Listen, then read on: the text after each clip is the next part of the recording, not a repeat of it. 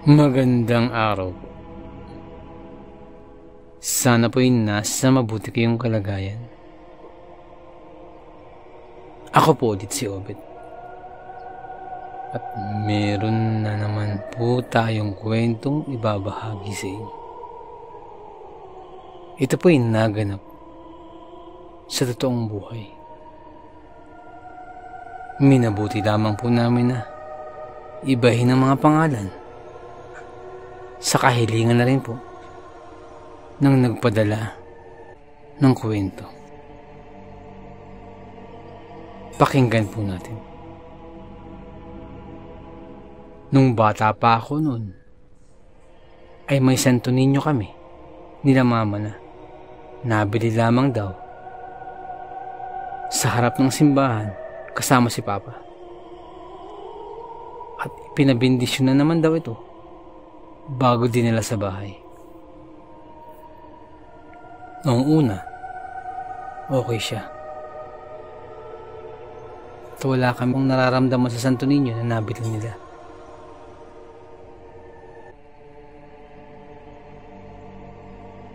Hindi naman siya ganun kalaki. Pero mas malaki siya kaysa sa typical na Santo Niño na nakikita. At ang pagkakaayos niya ay nakaharap siya sa may tulugan namin nila mama. Kung kaya't kitang-kita mo talaga yung Santo Niño na yun. Isang araw ay nilagnat ako nun. At pabalik-balik talaga yung lagnat ko noong mga sandaling yun. Kaya ang ginawa nila mama, pinagpahinga nila ako hanggang sa nakatulog ako. Nung magising ako ng mga hapon, nung araw din yun, ay napatingin ako sa Santo Niño. Kasi para siyang nakatingin din sa akin.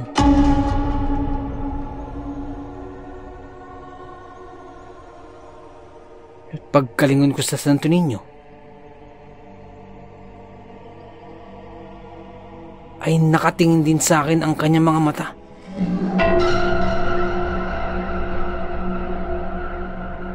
At ang kanyang mga mata ay nanlilisik.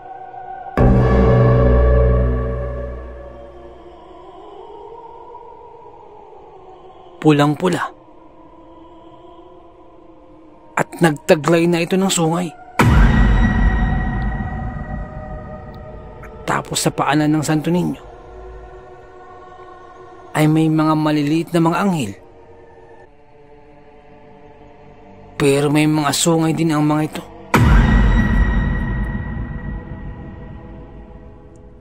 At tapos nakangisi sa akin ang mga anghel habang nakatingin sa akin. At sa sobrang takot ko, umiiyak ako. At saka nagsisigaw ako habang tinawag ko si na mama.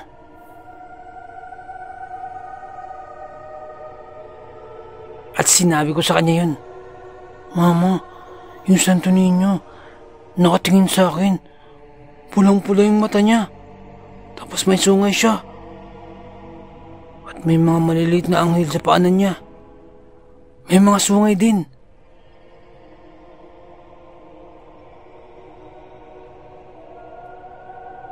Pero ang sabi lang sa akin ni mama ay nagdidiliri lang ako. Dahil na rin daw sa taas ng lagnat ko. Paglingon ko muli sa Santo Niño,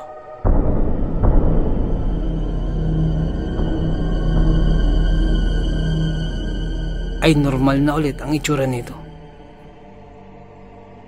Mukha na siyang anghel na hindi katulad nung pagkagising ko kanina. Nakakatakot talaga itsura nito kanina.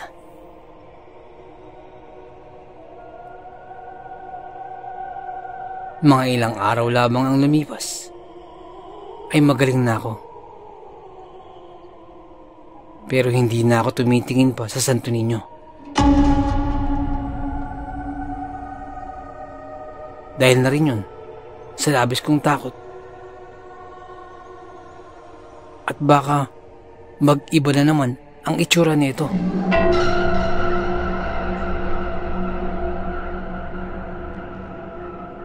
Sunod naman na nagkasakit ay yung kapatid kong bunso.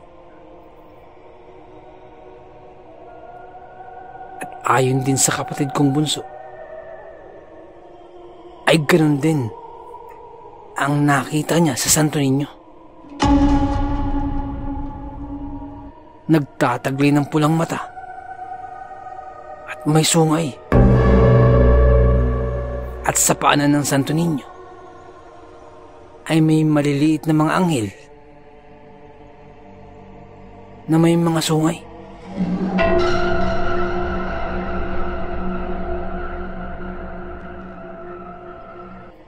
At sinabi rin ng bunso kong kapatid yun kay mama. Si mama ay nagtaka na nun. Kaya naisipan niyang ipaalbularyo ang kapatid ko. Kasama rin ako nung araw na yun. Unang tapak pa lang namin sa bahay ng albularyo, nagsalita agad ang albularyo. May Santo Niño kayo sa bahay ninyo. Ito ang dahilan kung bakit nagkakasakit ang mga anak mo. Sambit ng albularyo. Si mama biglang nagulat dahil hindi pa nga namin sinasabi ang dahilan ba't kami naparito. Pagkatapos ay alam agad ng albularyo. Oo, may Santo Niño nga po kami sa bahay. Nabili po namin yun sa may harap ng simbahan. Tugon ni mama sa albularyo. Iha, ito ang gawin mo. Balutin mo yung Santo Niño pagka-uwi mo. At ilibing sa may paanan ng bangin ninyo. Sapagkat may masamang nilalang na naninirahan sa Santo Niño na yan. At pagkasapit ng 12:00 ng tanghali, ay ilibing mo yan. Kahit anong mangyari, huwag na huwag kang lilingon sa kahit saan. O kahit may tumawag sa'yo, huwag na huwag kang lilingon. Dahil malalakas sila sa kanyang oras. At baka mapahama ka pa.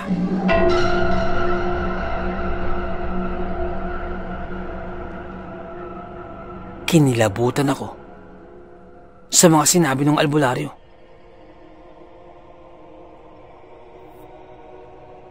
Pero sinunod yun ni mama.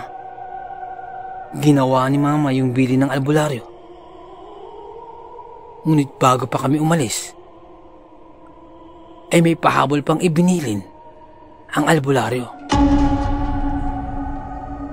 Iha, kahit anong mangyari, matapos mong ilibing ang Santo Niño, ay huwag na huwag mo nang huhukayin itong muli. Bilin pa ng albularyo.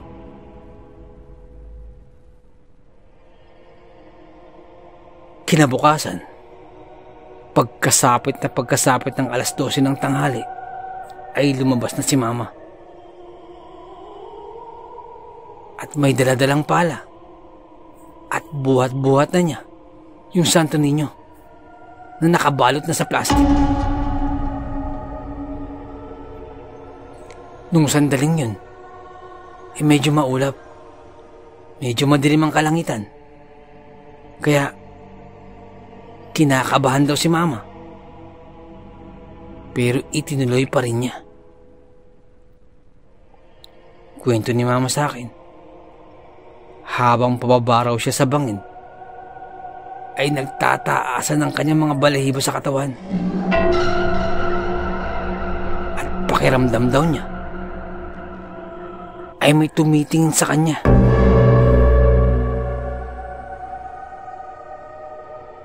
Pero nagpatuloy pa rin si Mama.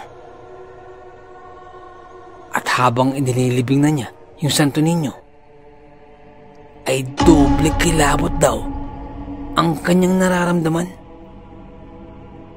At hindi niya ito maipaliwanag kung bakit.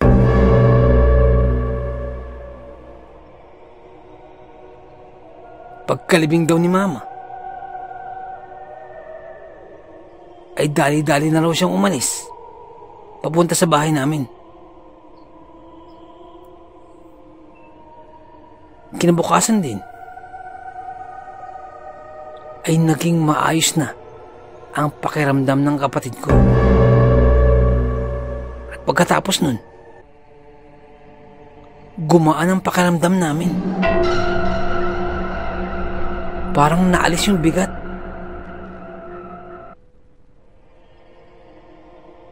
Hindi na mabigat dahil nawala na sa bahay yung Santo Niño. Si Mama naman, ilang araw lamang ang lumipas, ay nagpasama siya sa kuya ko para daw tingnan nila yung Santo Niño sa mismong pinaglibingan niya.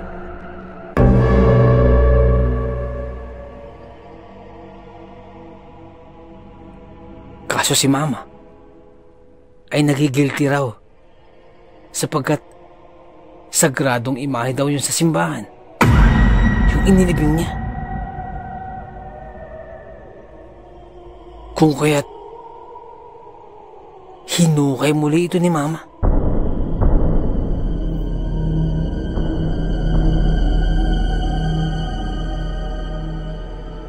Pagkahukay ni Mama, ay laking gulat niya sapagkat wala na yung Santo Niño. Wala na ito sa mismong pinaglibingan niya. Agad-agad ay inaya ni Mama si Kuya at umuwi na dahil natakot na siya nung mga sandaling yun. At labis-labis din ang pagtataka niya kung bakit wala na dun ang Santo Niño.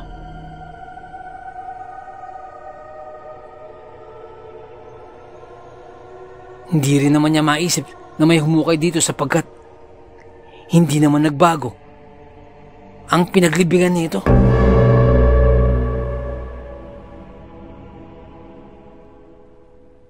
Kung saan man napunta ang Santo Niño, ay malaking palaisipan yun sa amin. Ganun pa man, ang mahalaga ay naalis sa bahay namin ang Santo Niño. Napakahiwaga ng ating mundong ginagalawan. Napakaraming bagay ang mahirap ipaliwanag. Pero nagaganap. Hanggang dito na lamang po. Salamat sa pakikinig. Magandang araw po.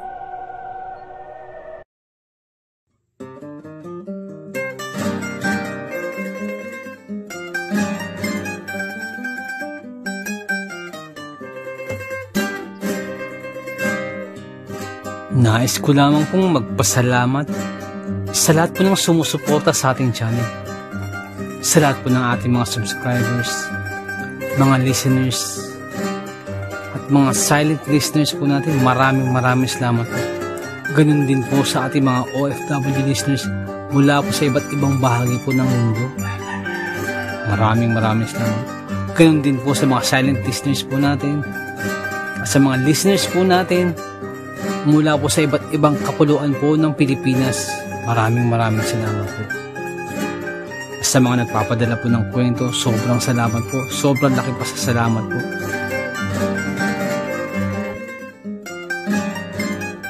Nais ko lamang pong i-shout out si Boss Malvin Esguera dyan po sa may Muntinlupa. Boss, shout out po. Maraming salamat po. Shout out din po sa may Panyares family, kay Boss Ronron Panyares, at kay Ma'am Lenify, at kay Baby Rain Kyrie. Welcome to the Christian world. Shoutout po sa inyo, Boss Ronron. Salamat po. At nais ko rin pong batiin ng happy birthday po si Ma'am Rosie de Mesa. More birthdays to come. More blessings and good health. Happy birthday po last August 30. Pasensya na po at ngayon ko lang po nabate. Happy birthday po ulit, Ma'am Rosie. Shoutout po sa inyo. Nais ko lamang pong i-shoutout si Ma'am Helen Casamayor. Ma'am, maraming salamat po. Isa po sa masugid natin tagapakinig po mula pa po nung nasa Saudi pa po siya. Maraming salamat po, Ma'am Helen Casamayor. Isa po sa ating mga silent listeners. Sobrang salamat po. Sana po, ingat po kayo dyan palagi. Maraming salamat po. Nais ko lamang pong i-shoutout si Boss Marlon ng Di Masalang. Boss, shoutout po. Maraming salamat po sa pakikinig. At nais ko rin pong i-shoutout si Ma'am Dalisay Concepcion. Maraming salamat po sa pakikinig. Shoutout po sa inyo, Ma'am. Shoutout din po kay Sir Myong. Boss, maraming salamat sa pagbisita sa ating channel. Maraming salamat. Kay Sir Myong Herminio Viterbo, shoutout po sa iyo. Ingat po palagi. And also, belated happy birthday po kay Ma'am Annie Apruebo. Belated happy birthday po. More birthdays to come. More blessings and good health. Shoutout po sa inyo. Maraming salamat po. Nais ko lamang pong i-shoutout si Ma'am Mary Asilar dyan po sa may UK. Shoutout din po kay Ma'am Annie Apruebo, kay Ma'am Annie Viloria, at kay Boss Baby Langka. Shoutout po. Maraming salamat po. Shoutout din po kay Ma'am Janet Verga dyan po sa may Qatar. Shoutout po. Kay Ma'am Liza Arcega, shoutout po. Shoutout din po sa Manhattan Hamburger dyan po sa may Bukandala 3, Imus Cavite. Shoutout po sa inyo. Ganun din po kay Boss Fernando Marcos. Shoutout po. Shoutout din po kay Ma'am Christy Harm dyan po sa may Hamburg, Germany. Shoutout po. Ganun din po kay Tata Estong Nestor Bauyon dyan po sa may London, England. Shoutout po. Kay Boss Jing Fensalida, isa po sa ating mga silent listeners. Maraming salamat po. At kay Boss Bobby Gonzales at sa Gonzales family, shoutout po. Maraming salamat po, Boss. Ganun din po kay Boss Camelo Aroy, shoutout po. Kay Boss Malvin Esguera, Boss, shoutout po. Kay Boss Miguel Doris Kibel, shoutout po. Kay Ma'am Imelda Pascua. Kay Ma'am Elizabeth Arnaiz, shoutout po. Kay Ma'am Rosie de Mesa, shoutout po. Kay Boss Haz dyan po sa may Saudi, shoutout po. Salamat din po kay Boss BK. Salamat sa milk tea, shoutout sa iyo. At salamat sa suporta, shoutout po. Salamat din po kay Ma'am Eileen Rodriguez. Shoutout po, Ma'am, sa mga suggestion. Maraming salamat po. At sa mga hindi ko po nabanggit, pasensya po muna. Pero sa next time po, i-shoutout po natin yan. Maraming salamat po.